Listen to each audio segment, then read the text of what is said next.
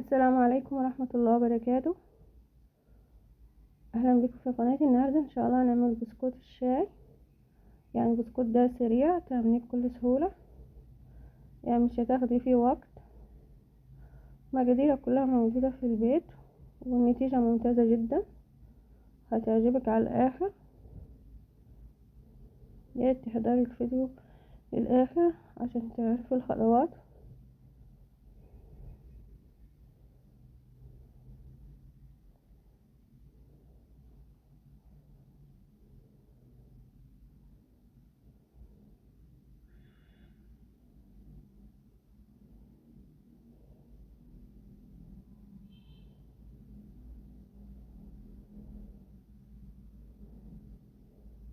اول حاجة نبدأ بسم الله. هنا دول 3 بيض، يعني يكونوا بدرجة حرارة المطبخ. ياخدوه في شوب الخلاط.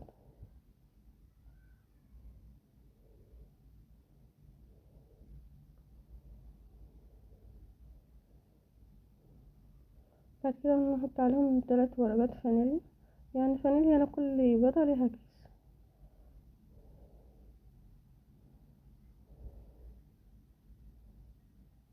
بعد كده نحط كوباية سكر،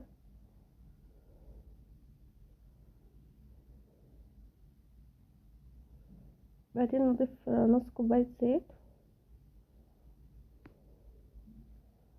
يعني نص كوباية زيت يفضل يكون نوعية كويسة.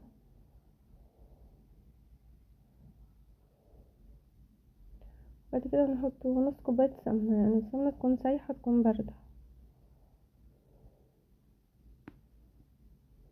ودي ربع كوباية لبن، يعني ما تزوديش على ربع كوباية لبن.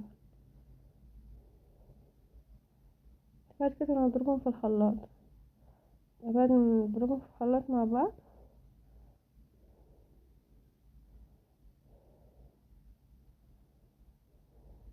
نضيف عليهم الدقيق. يعني هنا انا ضفت 5 كوبايات دقيق، يعني الدقيق يتنخل الاول.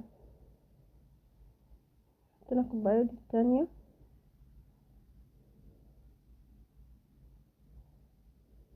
الكوباية التالتة،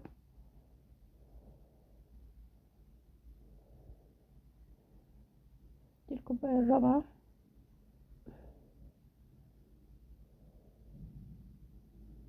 بعد كده نضيف دي الكوباية الخامسة. ضفنا عليهم 5 كوبايات دقيق.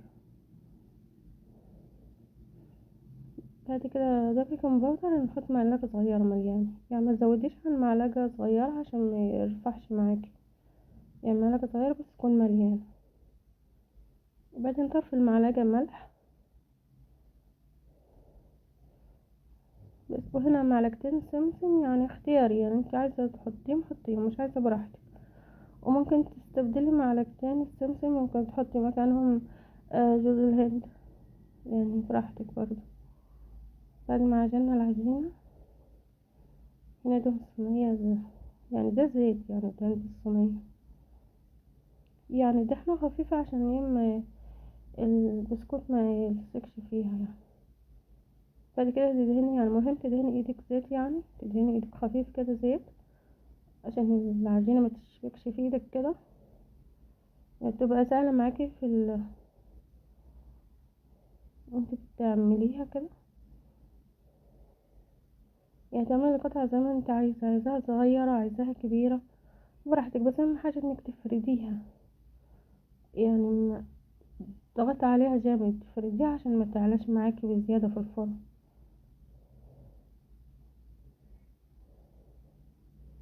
تعمليها حجمها صغير، عايزة تعمليها اكبر من كده اعمليها براحتك، بس اهم حاجة ايه الفرد، انك تفرديها. بعد كده تجيب يعني دي اقشر بيها بطاطس دي، يعني تعملي بيها شكل كده. يعني دي لما نقطع بيها البطاطس او نقطع بيها اي حاجة نعمل بيها اشكال، يعني تعملي بيها الاشكال كده، يعني تديكي رسمة كده، يعني سهلة خالص مفيهاش اي صعوبة.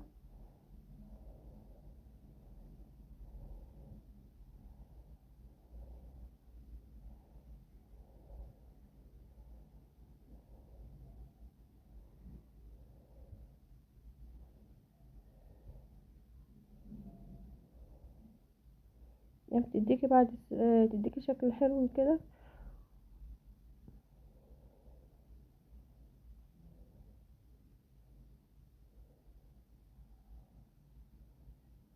ممكن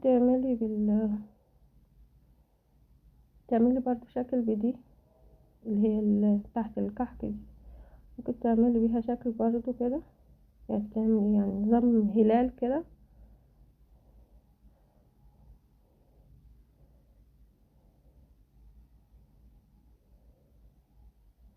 يعني تعمليها بالبصامة كده، او ممكن برضو تعمليها بالشوكة يعني،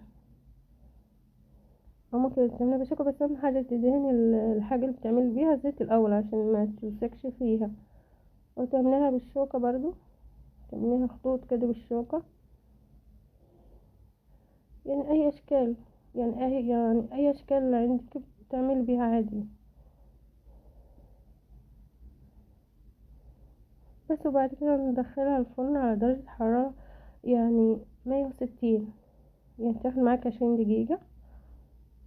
يعني اهم حاجة تخليها على درجة حرارة، تسخني الفرن وبعدها تخليها على درجة حرارة 160، يعني تاخد معاكي من 15 ل20 دقيقة. يعني ما تزوديش الحرارة على 160، او في الفرن العادية على درجة حرارة هادية خالص، زي الحرارة بنسوي يعني درجة هادية بنسوي عليها الكحك والنعم والغيبة كده.